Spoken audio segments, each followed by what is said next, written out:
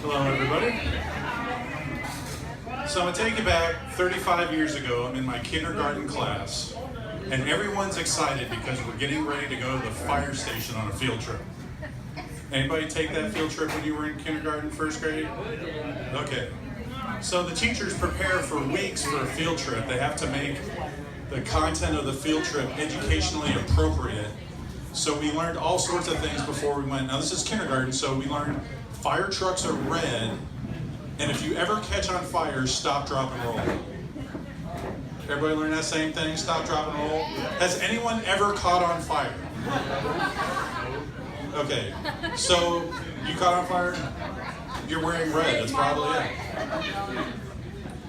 So we get to the fire station, we're all excited, and for kids, fire stations and firemen are the coolest thing because one, they get to drive as fast as they want through traffic, they get to run the siren, they have a huge ladder on the thing. Now, okay, we say ladder, big deal, but when you're this tall and you can't reach anything, like your kite stuck in a tree out in the yard, having a ladder is pretty cool.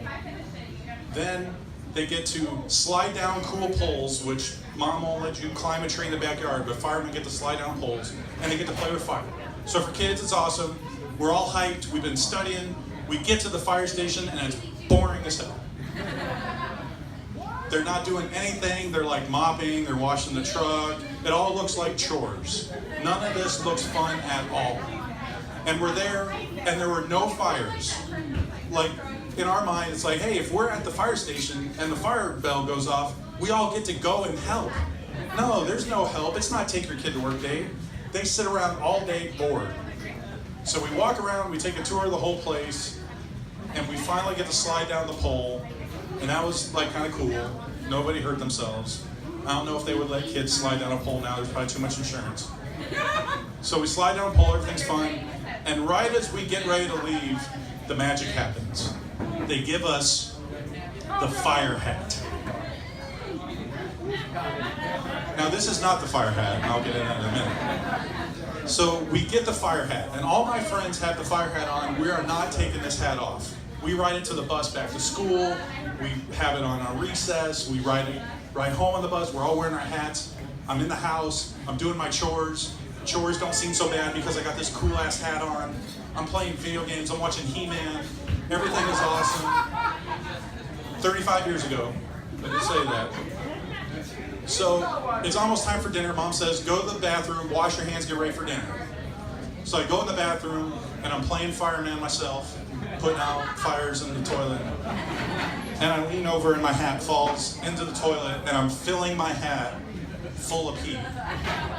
Now being 5.5, 6 years old, this is hugely traumatic for me. I'm crying, I'm whining, I'm yelling and screaming. Mom comes in wondering what's going on.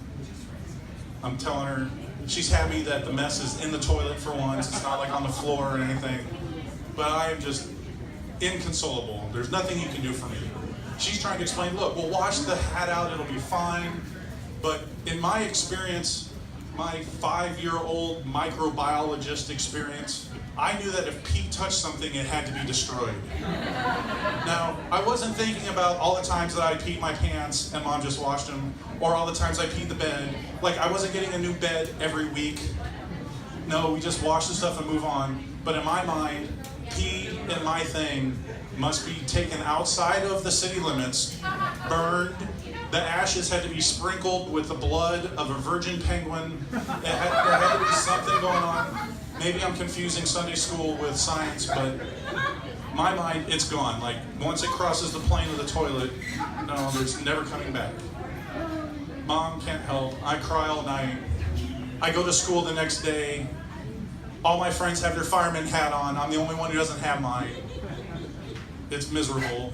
Every time we drive by that fire station for the next 3 years, I'm like, Mom, stop in and ask them if they'll give me a hat. No more hats. 3 years later, my sister goes on that same field trip. She gets the hat, she comes home. She wants to play Barbie. Does she want that damn hat? No. But she's not gonna let me wear it. Because little sisters are Satan. Anyone have a little sister? They are the devil. They are not sharing their fireman hat. 35 years later, I'm still mad about my fireman hat. And today, I went to the fire station to get a fire hat so I could show you tonight, and they don't have them anymore. They don't pass out fire hats to kids. They give them stickers. And I'm like, how lame is a sticker? Like, our kid, what is this world coming to that we're giving children stickers and not hats? But then I think, if I would have had a sticker that day, it would have stuck to my shirt and I wouldn't have peed on it. So, stand-up comedy, see, what I've learned is that if I go to counseling, I pay $75 and I tell one woman my horrible stories from childhood that have scarred me for life. But if I come to stand-up, I charge you all $75 and I can tell you all the horrible stories from my childhood and y'all have to pay. So here, let's pass this around. Y'all owe me $75. Talk it up. It's only like 75 cents a piece. All right, thank you guys, appreciate it.